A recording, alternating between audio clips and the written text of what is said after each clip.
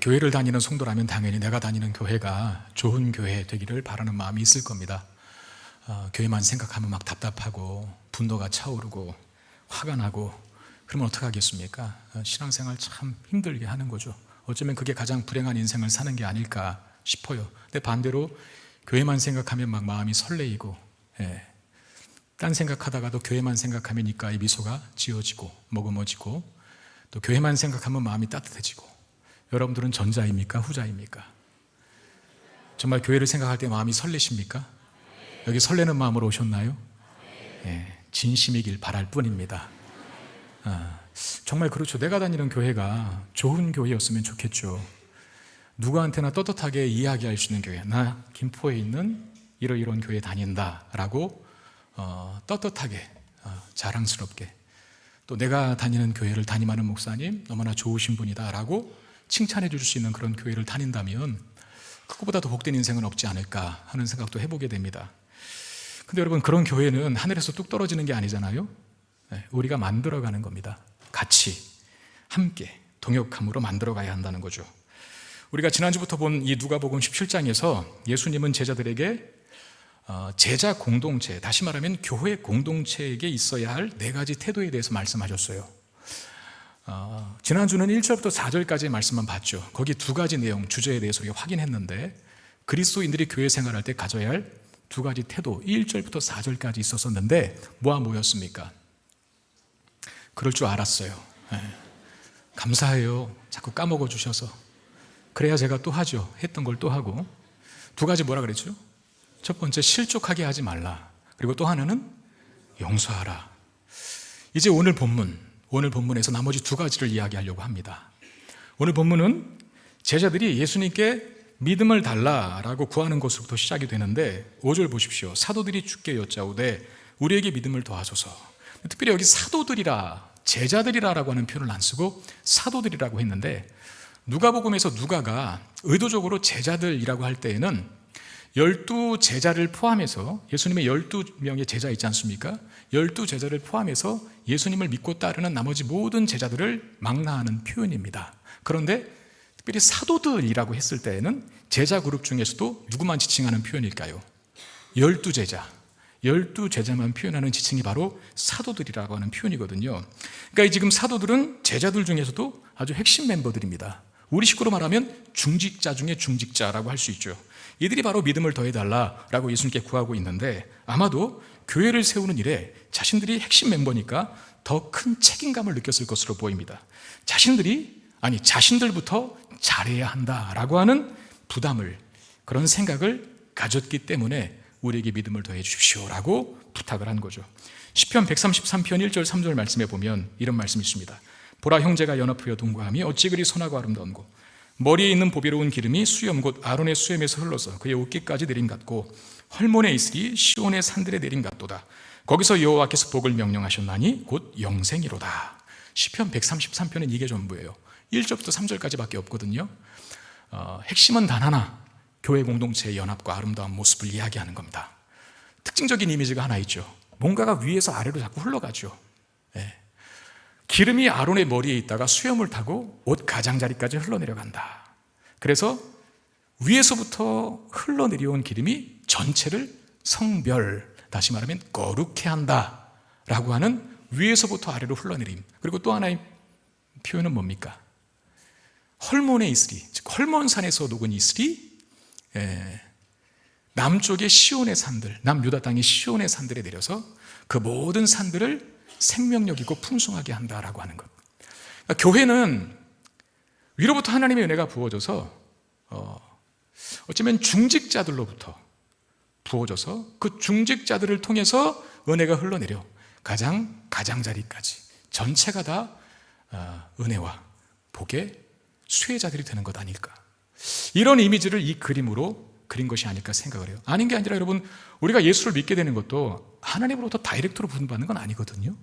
먼저 믿은 누군가를 통해서 전도를 받아서 그 은혜의 복음이 전해져서 그가 복음을 믿고 예수를 믿어 구원받은 하나님의 자녀가 되는 것 아닙니까? 그러니까 교회의 그런 원리는 위에서부터 아래로 흘러가는 원리가 맞아요. 중직자들부터 그래서 잘해야 한다는 거죠. 지금 사도가 제자 그룹 중에 핵심 멤버들이 예수님의 이 말씀을 듣고 마음의 부담을 가지면서 우리가 잘해야 하는데 라고 하는 그런 거룩한 부담감으로 인해서 예수님께 믿음을 더해달라고 부탁드렸던 것처럼 우리 교회 안의 목사, 교회 안의 장로, 교회 안의 집사, 권사, 특별히 교회를 오래 다니신 분들은 나의 역할이 중요하다라고 하는 것을 깨닫고 일단 교회를 건강하게 세우는 일에 책임감부터 가져야 한다는 겁니다. 그런 책임감도 없이 그냥 신앙생활 하시는 분들이 많거든요. 내가 중직자로서 좋은 영향력을 미치겠다라고 하는 책임감 가지고 교회를 아름답게 세우는 역할에 대한 거룩한 부담감을 갖는 것으로부터 건강한 교회를 세우는 일이 시작된다라는 사실을 기억해야 한다는 거죠. 사도들이 바로 이 부담을 가지고 예수님께 요청한 거예요. 우리에게 믿음을 더하소서라고 말입니다. 근데 여러분, 사도들은 왜 뜬금없이 믿음을 더해달라고 구했을까요? 우리 지난주 들었던 말씀을 다시 한번 생각해 볼 필요가 있는데, 지난주 말씀 1절부터 4절까지 교회 공동체 안에서 제자들의 태도 두 가지를 말씀하셨죠. 하나는 믿음이 강한 자가 믿음이 어린 자를 실족하게 하는 일이 있는데 그러지 말아야 한다라고 하는 말. 이 실족하게 하는 죄가 얼마나 중한지, 그런 죄를 범하여 하나님의 심판을 당하느니 차라리 연자맷돌을 목에 걸고 바다에 던져지는 것이 낫다라고 말할 정도였어요. 그리고 또 하나, 죄를 범한 지체가 있거든 뭐하라? 용서하라. 이 말씀이셨어요. 근데 이 용서라고 하는 것 참 듣기는 좋지만 본문을 자세히 보면 1절부터 4절까지 있는 말씀을 자세히 보면 용서를 어느 정도로 하라고 합니까? 무제한으로 하라고 하거든요. 하루에 7번 잘못했어요. 7번 죄를 짓고 또 7번 동일하게 회개했다고 하면 그거 그냥 인정해주고 용서해줘라 라고 말하는데, 그 7이라고 하는 수는 무슨 의미입니까? 완전수잖아요. 그럼 딱 7번만 하라는 거예요? 무제한적으로 하라는 거죠. 근데 여러분, 이 일이 쉽습니까? 이게 어렵습니다. 그래서 이 말씀을 듣고 나서 사도들이 자신들에게 믿음을 더해 주십시오라고 간구한 겁니다. 왜 갑자기 믿음을 더해달라 했냐면, 자신들에게는 이 말씀대로 실천할 능력이 없고 이 말씀대로 살아갈 힘이 없고 이 말씀대로 살아가기 불가능한 존재들이다라는 것을 인정하는 요구죠. 그게 믿음을 더해 주십시오라고 뜬금없이 말한 사도들의 요구의 의미입니다. 여러분, 정말 우리가 교회 생활하다 보면 자신도 모르게 남을 실족시킬 때가 있지 않습니까? 교회 안에도 그런 일이 자주 발생하지 않습니까? 난 절대 상처 줄 생각이 없었는데 내가 그냥 말한 것에 대해서, 내가 그 하나의 행동에 의해서 누군가는 상처를 받고 힘들어하는 사람이 있을 수 있죠. 나는 정말 저 연약한 사람을 잘 인도하려고 때로는 조언도 하고 가이드한다고 생각했는데 나중에 결과론적으로 보니까 내 조언과 가이드가 다 잘못된 것으로 판명날 때가 있지 않습니까? 내 본의와는 다르게. 이런 어려움들이 있다는 거예요. 그리고 용서하라 그랬는데, 용서라는 말 참 좋은 거지만 이게 쉬운 게 아니에요. 인간의 본성은 은혜는 물에 새기고 원수는 돌에 새기는 법이거든요. 그게 우리의 본성이에요. 누군가 나에게 좋은 일을 해준 것은 금방 잃어버리는데 누군가 나에게 해코지한 것은 평생을 안 잊습니다. 그런데 7번 잘못했는데 무제한적으로 용서를 해라? 이게 가능한 일입니까? 그러니까 인간의 본성으로는 안 되는 참 어렵고 난해한 일입니다. 그래서 사도들이 자신들에게 이 말씀을 실천한 능력이, 그 말씀대로 살아갈 능력이 없다는 것을 자연스럽게 확인하고 믿음을 더해 주십시오라고 요구한 거예요. 이에 대해서 예수님이 어떤 반응을 보이시는지 6절 말씀에 보면 우리 한번 같이 읽겠습니다. 큰 소리로 읽어주십시오. 시작. 주께서 이르시되 너희에게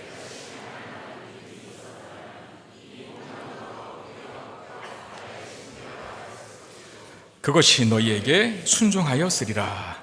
너희에게 겨자씨 하나일 만한 믿음이 있어라면 그것이 뽕나무에게 명했을 때 그 믿음으로 뽕나무가 뿌리 뽑혀 바다에 심겨지는 일이 일어날 것이다 라고 말했는데, 이 말씀이 무슨 말이냐 하면 믿음을 더해달라라고 했는데 어쩌면 믿음의 크기를 구했을 수 있죠. 믿음을 더해달라 그랬으니까. 근데 예수님은 믿음은 크기가 중요한 게 아니라 믿음을 통해 누구를 바라보는가, 그 믿음의 어떤 질적인 가치, 진실된 믿음인가, 이게 더 중요한 것을 지적하고 계시거든요. 믿음을 창문이라고 생각해 보십시오. 가로세로 10m짜리 창문으로 밖을 보든 아니면 가로세로 1m짜리로 창문으로 밖을 보든 보여지는 건 똑같을 거예요. 그렇지 않습니까?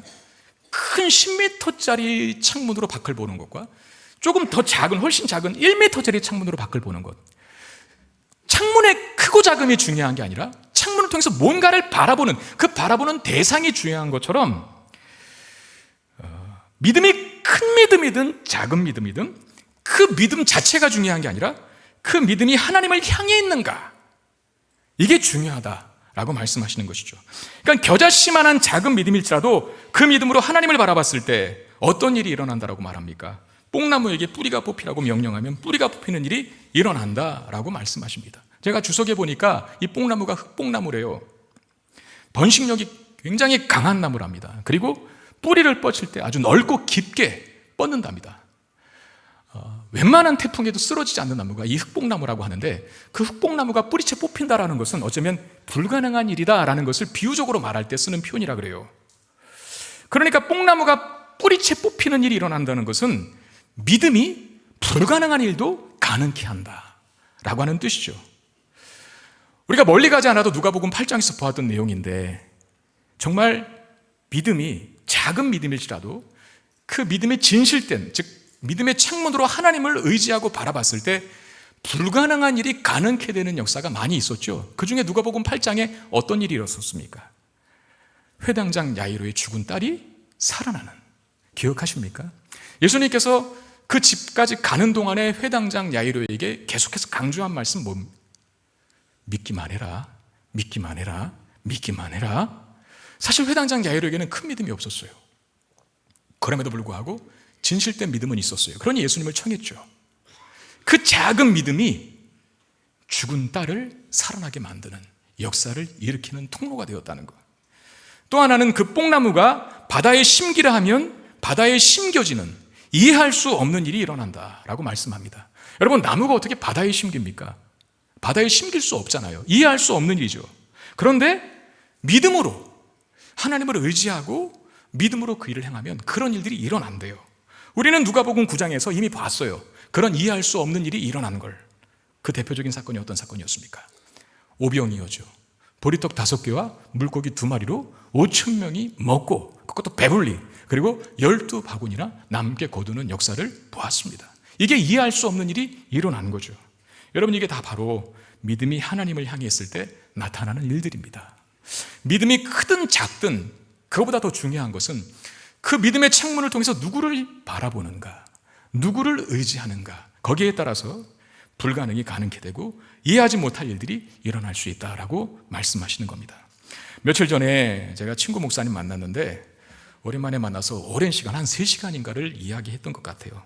긴 대화를 나눌 기회가 있었는데, 그분은 그 교회 담임 목사로 부임한 지 이제 3년 차 되시는 분이십니다.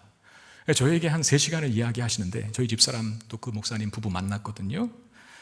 정말 시간이 허락됐다면 더 이야기할 수 있을 정도로, 아마 밤이 새도록 이야기해도 다 못 풀 정도로 3년의 시기 동안에 교회 안에 많은 어려움들이 있었던 거예요. 얼마나 힘이 드셨는지. 그러니까 누구한테 말은 못하고, 친구 목사니까, 그래서 동병상련이라고 같은 입장에서 이해해 줄 줄 아시고 이렇게 다 풀어놓은 겁니다. 제가 다 들려드렸어요. 그리고 그분께 이런 말씀 한마디를 드렸습니다. 목사님, 저는 담임 목사 되고 나서 믿음이 엄청 좋아졌습니다. 여러분, 제 말을 잘 생각해 보세요. 그 목사님에게, 목사님, 저는 담임 목사 되고 나서 믿음이 엄청 좋아졌어요. 담임 목사는 그런 자리라는 거죠. 그리고 그런 질 좋은 믿음으로 하나님께서 바꿔가시기 위해서는, 하나님을 전적으로 깨끗하게 바라보는 창문이 되는 믿음으로 만드시기 위해서는 그냥은 안 놔두시죠. 네. 산도 만나게 하시고 장애물도 만나게 하시고 수많은 대적들도, 이기지 못할 수많은 조건들을 내 눈앞에, 코앞에 두시는 사건들이 벌어집니다. 근데 중요한 건, 제가 한 가지 잘한 거, 제 믿음의 창문으로 하나님만 바라봤더니, 저는 6년 동안 저희 교회를 섬기고 있지 않습니까? 그분보다는 딱 배인데, 그 믿음으로 주님을 바라봤을 때 수많은 장애물들, 수많은 어려움들, 문제들, 대적들 다 이기고 극복하고 정복하여 여기까지 왔습니다. 제가 한 일이 아니죠. 제가 어떻게 수많은 대적을 이깁니까? 제가 어떻게 넘지 못할 장애물을 뛰어넘습니까? 제가 어떻게 극복하지 못할 장애물을 극복합니까? 그런데 내 안에 있는 작은 믿음이 하나님 바라봤을 때 불가능한 일을 가능케 하더라고요. 이해할 수 없는 일이 일어나도록 만드시더라고요. 작은 믿음일지라도 하나님을 바라보는 참된 믿음이 이와 같은 능력을 만들어내는 줄로 믿습니다. 믿음이 하나님의 권능에 닿을 수 있도록 만들어주기 때문에, 그러니까 믿음 자체보다 어떤 좋고 훌륭하고 위대한 결과가 주어졌을 때 나의 믿음 때문이야 라고 말하지 말고 하나님의 능력 때문에 된 것이죠. 불가능을 가능케 하고 이해하지 못할 일들을 일어나게 만드시는 하나님의 능력 때문에 주어진 결실 아닙니까? 그럼에도 불구하고 그 하나님의 능력이 위대한 일을 만들어내실 때 반드시 나의 겨자씨만한 믿음을 통해서 하신다는 것 기억하실 수 있어야 합니다. 여러분 인생에 문제가 있으십니까? 어려운 일이 있으십니까? 하나님이 하실 일을 기대할 수 있기를 바랍니다. 그리고 믿음으로 맞서십시오. 반드시 승리하게 될 것이고 그 어려움을 통해서 기적과 같은 결과를 허락하실 줄로 믿습니다. 문제를 만날 때, 어려움을 만날 때, 장애물을 만날 때 그냥 한숨 푹 쉬고 계시지 마시고 땅바닥만 쳐다보고 계시지 마시고 주여 한번 큰 소리로 외치고 나에게 믿음을 주옵소서라고 하면서 담대히 맞서서 하나님께서 믿음을 가진 자에게 주시는 놀라운 기적을 경험하며 사는 저와 여러분 되시기를 주의 이름으로 축원드립니다. 아멘. 특별히 우리의 교회 생활 속에서 이 믿음이라는 것을 한번 대입시켜 본다면 그것은 서로에 대한 기대가 아닐까 하는 묵상을 해봤어요. 특별히 오늘 본문까지는 이제 교회에 관한 주제니까, 아름다운 교회 공동체 만들기에 관한 주제니까 교회 공동체 속에서 믿음이 적용될 때 서로에게 갖는 기대로 우리의 한번 믿음을 적용해 보자라고 하는 거죠. 여러분들에게 한번 이런 질문을 드려보겠습니까? 사람이 변합니까? 안 변합니까? 그러니까 보통은 사람은 안 변한다, 안 바뀐다라고 하는 얘기를 많이 하잖아요. 세상 사람들도 그런 얘기를 많이 하는데 제가 이제 제자 훈련만 할 때 그 훈련생들에게 꼭 물어봅니다. 그런 과목이 있는데 사람이 바뀝니까? 안 바뀝니까? 라고 물어봤을 때 반반인 것 같아요. 바뀐다라고 이야기하는 사람이 있고 안 바뀐다라고 이야기하는 분들이 계신데 저는 둘 다 맞다고 이야기를 합니다. 왜냐하면 사람 잘 안 바뀝니다. 그게 맞아요. 경험적으로 그래요. 안 바뀝니다. 바뀐 것 같은데 안 바뀝니다.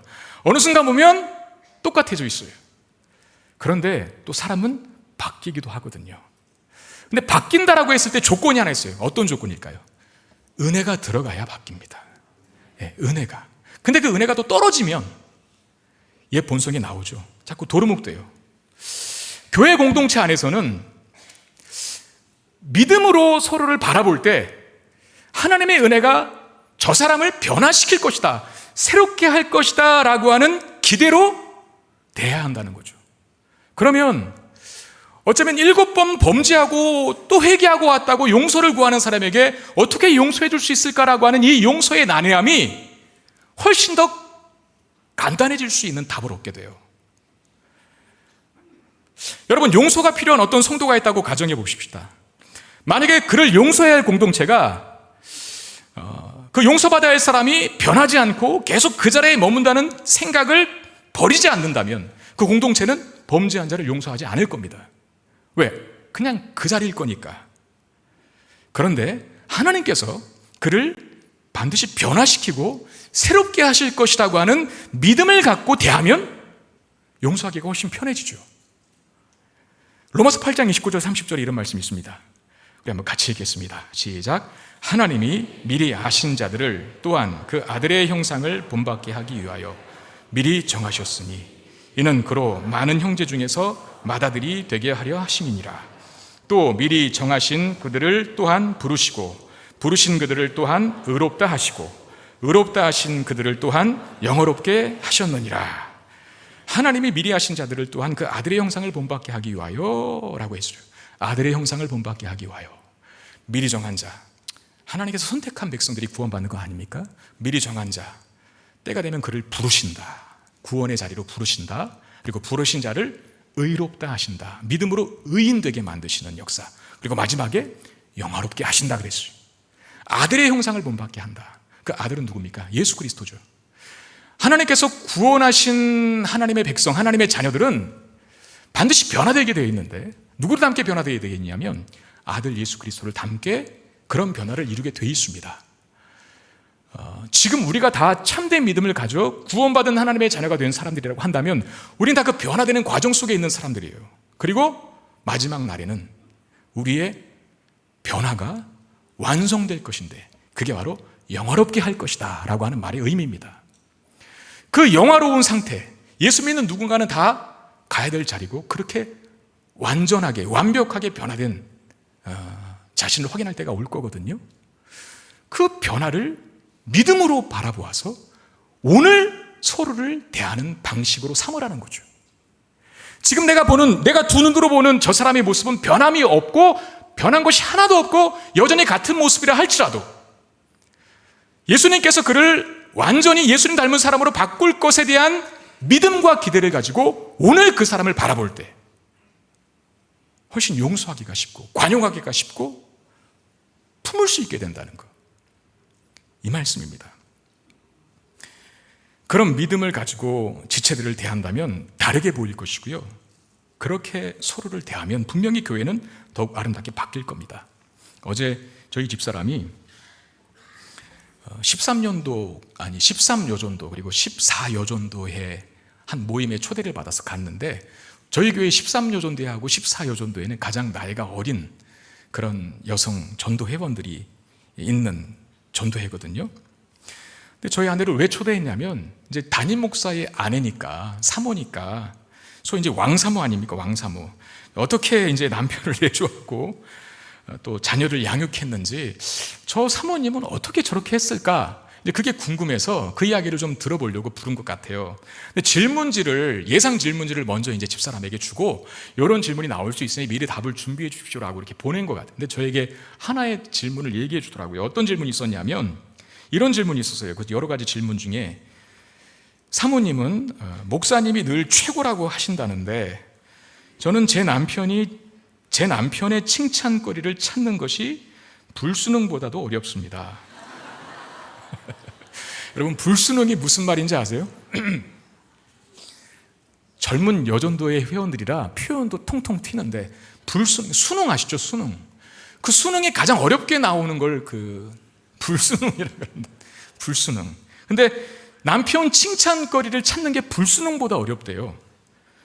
그러면서 숨을 잘 쉬네요 라고 칭찬할 수도 없는 노릇이고 라고 이렇게 답변을 달았는데, 그러니까 칭찬할 점이 너무 없는데 잘하는 거 한 가지, 뭐라고요? 숨 쉬는 건 잘한다는 거예요. 그렇다고 숨 쉬는 거 잘한다고 칭찬할 수는 없지 않습니까? 라고 하면서 이제 대충 이럴 때는 어떻게 하느냐라는 질문을 던진 것 같은데, 사실 저는 오늘 말씀을 통해서도 답을 찾을 수 있을 것 같습니다. 전혀 칭찬거리가 보이지 않는 남편을 칭찬할 수 있는 이유, 그 방법은 뭘까요? 하나님이 그 남편을 영화롭게 할 것을 믿고 오늘 그 믿음을 땡겨 써서 순종하는 거예요. 칭찬하라고 했으니까 믿음은 순종을 항상 동반합니다. 믿음은 순종을 동반하잖아요. 믿습니다 하면 뛰어내려야죠. 그 믿음은 순종을 동반하는 거거든요. 네, 여보 당신은 어떻게 그렇게 훌륭해? 어떻게 그렇게 자상해? 어떻게 그렇게 장점이 많아? 여보 뭐 먹고 싶어? 꼭 그렇게 해보시기를 바랍니다. 아멘 하세요.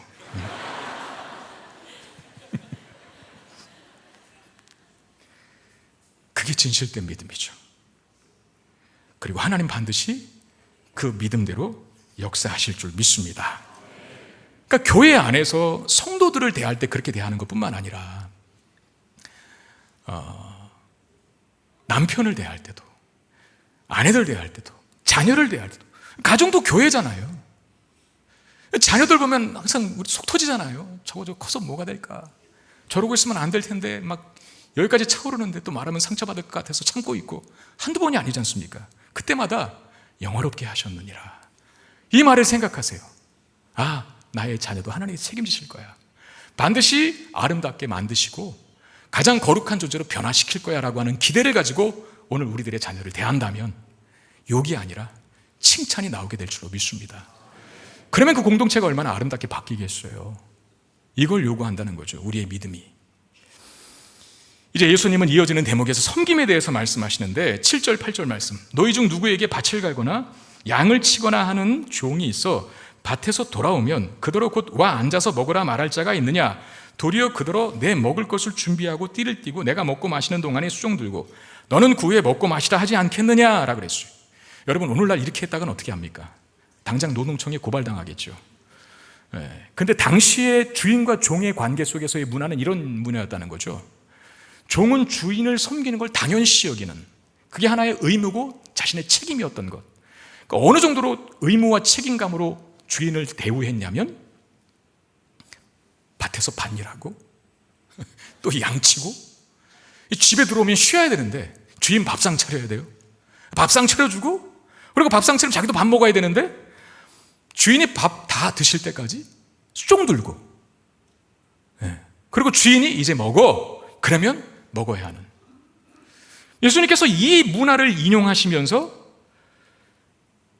그 후에 먹고 마시라 하지 않겠느냐라고 하면서 주인과 종의 관계는 이래야 한다라고 말씀하셨거든요. 다시 말하면 교회를 섬기는 자는 바로 이 마음 갖고 임해야 한다라고 말씀하신 거예요.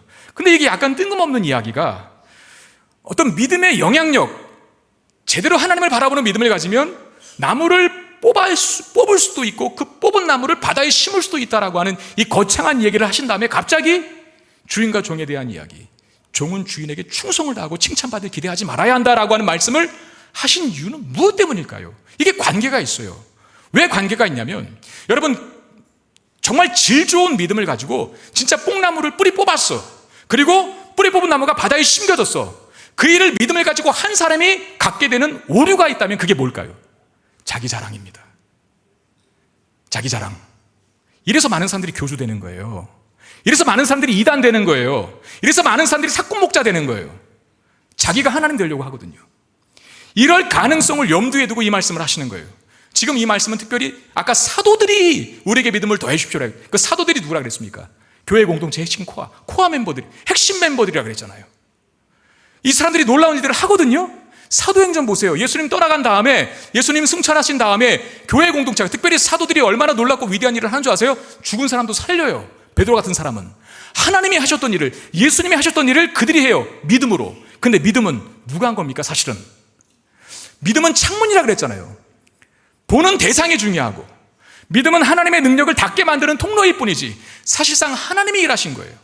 그러므로 믿음으로 아무리 크고 위대하고 훌륭한 일을 했어도 내가 잘났어, 내가 잘났기 때문에 한 일이야 라고 말하면 안 돼요.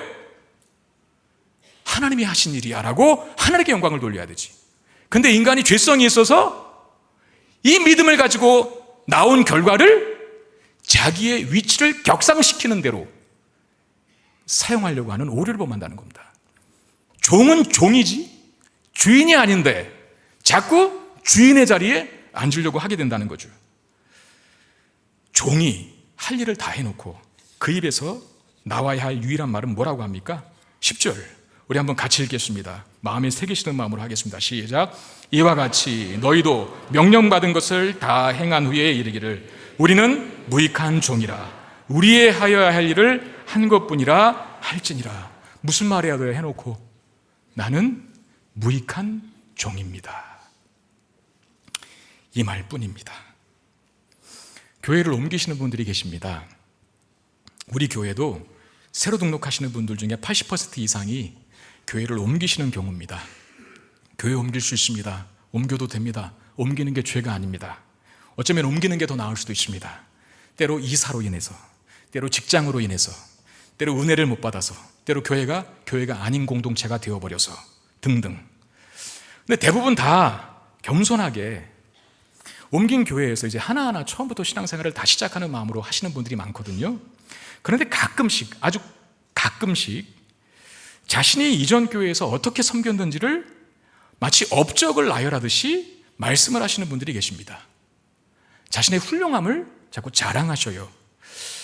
무슨 의도로 그렇게 말씀하시는지 모르겠는데 어쩌면 이런 이유가 있지 않을까요? 나 이런 사람이니까 이렇게 대우해줘, 이렇게 보상해줘 라고 하는 의도. 근데 여러분, 정말 그렇게 겸손하게 교회를 건강하게 섬기시고 세우신 분이 맞다면 그런 분은 옮기신 교회에서도 처음부터 시작하는 마음으로 임하실 거예요, 분명히. 그러니까 말로써가 아니라 나 이거 했어, 저거 했어, 이 업적 세웠어, 저 업적 세웠어라고 말로가 아니라 삶으로 보여주실 겁니다. 그리고 분명히 그분은 그런 자신의 업적과 공로가 있었음에도 불구하고 나 이런 업적, 이런 공로 세웠어라고 다른 교회 가서 말할 거야, 말 안 할까요? 말 안 하죠. 제대로 신앙생활을 하시는 분이라고 한다면. 내가 자랑할 게 어디 있습니까? 여러분, 제가 문제 하나 낼까요? 이런 제목의 책이 있는데 이 책의 제목이 어떤 문제를 갖고 있는지 한번 파악해 보세요. 겸손, 나는 그것을 어떻게 성취했는가? 실제 이 책이 있대요. 제목이 겸손, 나는 그것을 어떻게 성취했는가? 이게 지금 책 제목 자체에 자기 모순이 있죠? 뭡니까? 정말 겸손한 사람은 자기가 겸손하다고 합니까? 안 하잖아요. 마찬가지예요. 정말 교회를 섬긴 훌륭한 성도는요, 자신이 훌륭하다고 자랑하지 않아요. 그리고 내가 이런 일 저런 일 했다고 자랑하지 않아요. 나를 피하지 않습니다. 어쩔 수 없이 알려지는 건 어쩔 수 없는 일이지만 그렇게 사니까. 근데 먼저 입으로 막 떠들어대고 다니는 거예요. 그건 정상적인 신앙생활이 아닙니다. 저는 그렇게 이야기하는 분들 대부분 다 세경 쓰고 보게 되더라고요. 분명히 안 했을 거다. 안 했는데 자꾸 했다고 하는 걸 거다. 더 눈 똑바로 뜨고 눈 찍고 똑바로 지켜봐야지. 그러니까 우리 교회 옮기신 분들은요, 그냥 처음부터 다시 시작하세요. 양육반 하세요. 그거부터 하기 힘들면 새가족반부터 다시 하세요. 나 이거 왕년에 다 했는데, 내가 이래봐도 신부 권사했는데, 그런 말 하지 마시고요. 처음부터 다시 하셔야 됩니다. 그게 제대로 신앙생활을 하신 분의 모습입니다. 그리고 교회가 자꾸 자신의 업적을 자랑하게 되면 교회는 주인이신 예수님이 사라져요. 왜? 저마다 자기 자랑을 하면서 자기가 주인 노릇하려고 하기 때문에 그렇거든요. 여러분, 끔찍하죠? 예수님이 머리요 주인이 되지 않고 인간이, 사람이 머리가 되고 주인인 교회, 그게 교회입니까? 그게 교회인가요? 한국에 그런 교회가 너무 많아서 그래서 우리가 가슴 아파하는 것 아닙니까? 저는 우리 교회까지 거기 하나 숟가락 더 얹기 싫습니다. 그러지 말아야 해요. 진정한 섬김은 이런 겁니다. 마리아가 자기 옥합을 깨트려서 예수님 머리에 부은 섬김. 그 옥합은 여인 마리아에게 있어서 아마 집안의 가장 소중한 보화요, 과보화도 같은 그런 보물이었을 겁니다. 근데 그걸 한순간에 깨트려서 예수님 머리에 부어요. 왜 부었을까요? 마리아는 안 것이죠. 예수님이 장차 자신의 죄를 위해 죽으실 것을, 죽음으로 자신을 구원하실 예수님의 은혜에 대한 감사의 반응으로서 자기에게 있는 최고의 가치를 기꺼이 드립니다. 자기 자랑하려고 드린 게 아니라 자기가 최고의 것을 드려서 받지나 이런 거 드렸어라고 하는 공동체 안에서 명예를 취하게 함이 아니었다는 것. 그 사실을 어떻게 합니까? 최고의 것을 드렸음에도 불구하고 자기가 드린 것이 예수님이 자기에게 줄 것에 비해서 너무나 초라한 것을 알았기에 여인의 자존심이고 자랑인 머리털로 예수님의 땅바닥을 향하여 있는 발을 닦는 모습을 통해서 자신의 섬김조차도 부끄럽고 보잘것없는 것이다 라고 인정하고 있는 모습, 그게 진짜 성금입니다. 그게 제가 최근에 한 지인과 아는 분과 음식점에서 식사할 자리가 있었는데 마침 생신이시라 축하라는 자리에 함께 있었습니다. 종업원들이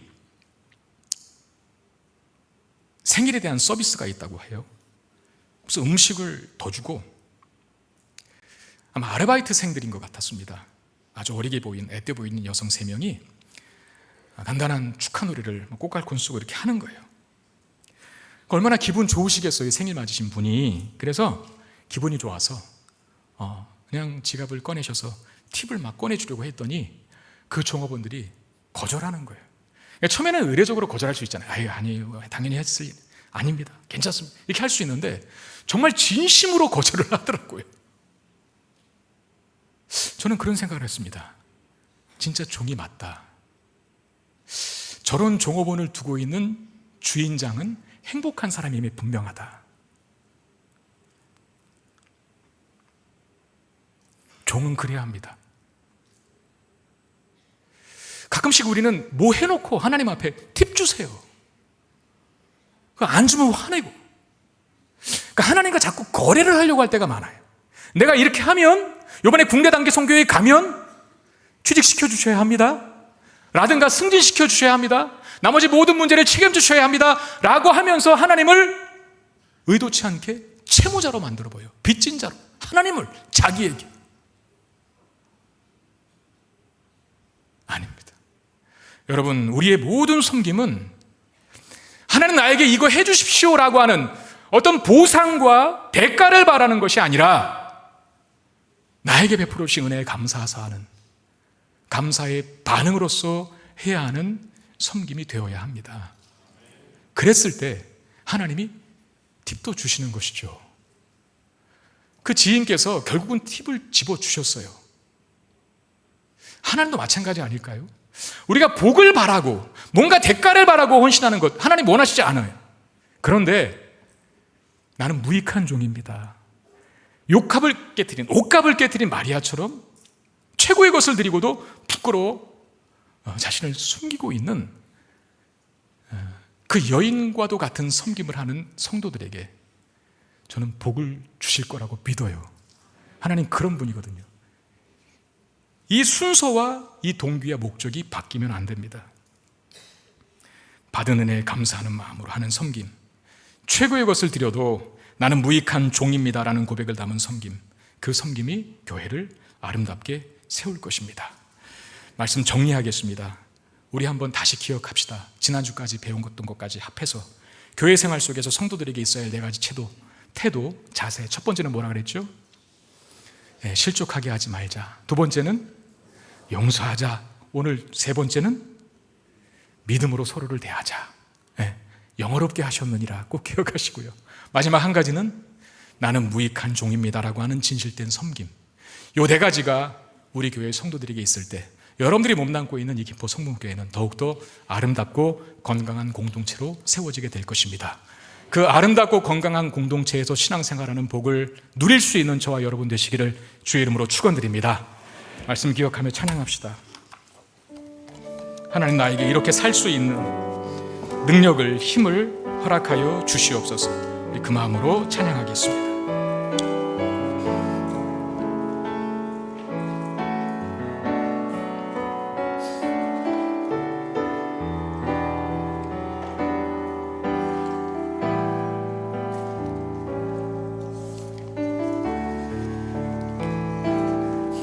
나의 사랑 너는 어여쁘고 참 귀하다. 어느 보석보다 귀하다. 내가 사랑스럽지 않을 때 너를 온전히 사랑하고 너와 함께하려 내가 와. 주의 사랑, 주의 사랑, 그 사랑은 결코 변치 않아. 모든 계절 돌보시네. 푸른 마르고 꽃은 시드나 주의 말씀은 신실해. 실수가 없으신 주만 바라라. 주님의 나라와 뜻이 나의 삶 속에 임하시며 주님 알기를 주만 보기를 소망해.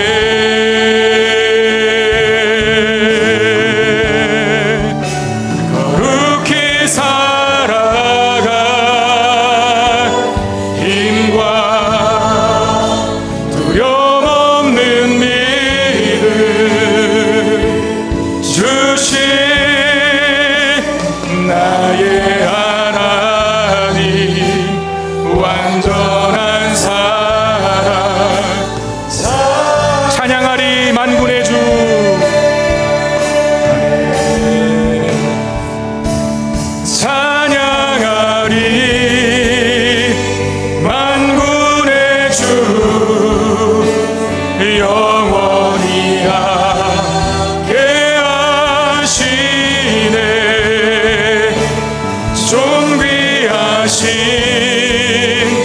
사랑의 왕 영원히 통치하신 주님의 나라와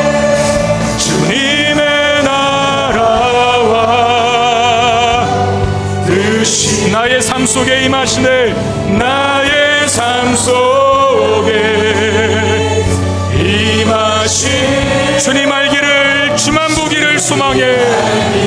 아멘. 주만 보기를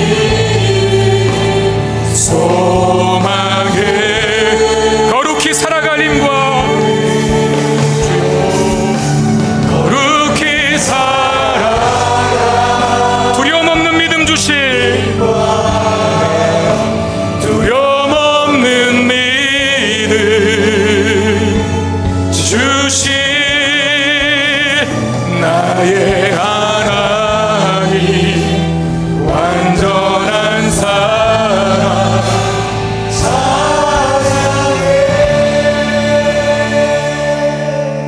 우리 들은 말씀 기억하며 같이 기도하는 시간 갖겠습니다. 우리 네 가지 주제 다 같이 놓고 기도했으면 좋겠습니다. 하나님, 내가 누군가를 실족하게 하지 않게 하옵소서.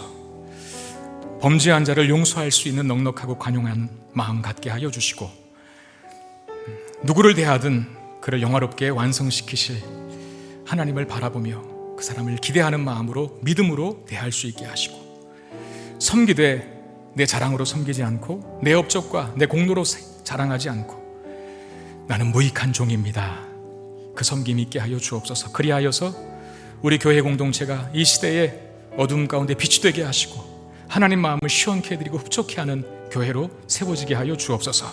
이 믿음 달라고, 이 능력 달라고 같이 기도하는 시간 갖겠습니다. 기도하겠습니다. 아버지 하나님, 우리에게 누군가를 상대를 실족하게 하는 일 하지 않게 되기를 원합니다. 기꺼이 내 자유를 상대방의 유익을 위해서 제한할 수 있는 믿음까지도 허락하여 주옵소서.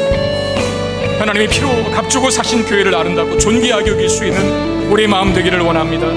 주여, 범죄한 자를 용서하는 자 되기를 원합니다. 예수 그리스도의 십자가의 보혈로 나의 모든 죄악들을 영원토록 용서하신 그 용서에 근거하여서 상대를 용서할 수 있는 마음 주시고, 나아가서 그를 영화롭게 만드실 가장 아름다운 모습으로 빚어가실 하나님을 기대하여 그를 믿음의 눈으로 대할 수 있도록 인도하여 주옵소서. 원망과 불신과 용서하지 않는 마음이 아니라 품고 섬기며 세우는 마음으로 대할 수 있도록, 가정을 그렇게, 남편을 그렇게, 아내를 그렇게, 우리의 자녀들이 그렇게 대할 수 있도록 은혜를 베풀어 주시옵소서. 그리하여 우리가 몸담고 있는 공동체가 더욱 아름답고 존귀해지게 하여 주옵소서. 우리가 교회를 세우고 섬길 때 이것이 우리의 업적과 공로가 되지 않게 되기를 원합니다. 나는 무익한 종입니다라고 고백하며 그리스도의 핏값을 주고 사신 이 교회를 아름답고 존귀하게 세워갈 수 있는 주님의 사람들 되게 해 주시옵소서. 우리의 섬김을 통해서 이 교회가 더욱더 건강해지기를 원합니다. 무너져가는 교회가 많은 이 시대 속에서 하나님의 건강하고 강력한 교회로 세워지기를 원하오니 우리를 그 일에 사용하여 주옵소서. 오 하나님, 우리에게 그 믿음 주시고 채우시는 역사를 경험케 하여 주옵소서. 역사하여 주옵소서. 오 하나님, 우리에게 그 믿음 있게 하여 주옵소서.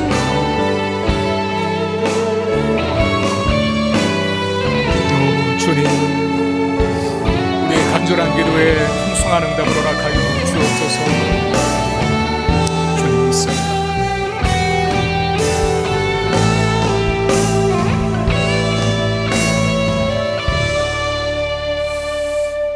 하나님, 우리가 서로를 하나님 안전하게 만드실 것을 기대하는 그 믿음 가지고 대할 수 있게 해 주시옵소서. 그리하여 우리가 몸담고 있는 이 교회 공동체가, 나아가서 가정 공동체도 더욱더 존귀하게 또 아름답게 빛나게 세워져 갈 수 있는 은혜 누리게 하여 주시옵소서. 우리가 교회를 위하여서 수고하고 섬기는 애씀이 우리의 공로와 자격이 되지 않게 되기를 원합니다. 어느 순간 교회 오래 다니면 목소리가 커져 있는 나 자신을 발견할 때가 있는데, 그러지 않게 하여 주시고 나는 무익한 종입니다 라고 말하면서 내가 한 일조차도 잊어버리는 그런 은혜가 우리 가운데 있게 해 주시옵소서.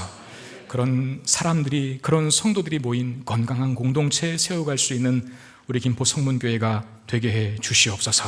귀한 예물을 드립니다. 주의 나라와 영광을 위해 사용하여 주시고 예물 드린 모든 성도들 그 손길들 위에 하늘의 신령한 복을 내리워 주시옵소서. 우리 주 예수 그리스도의 이름으로 간절히 축복하며 기도하옵나이다. 아멘.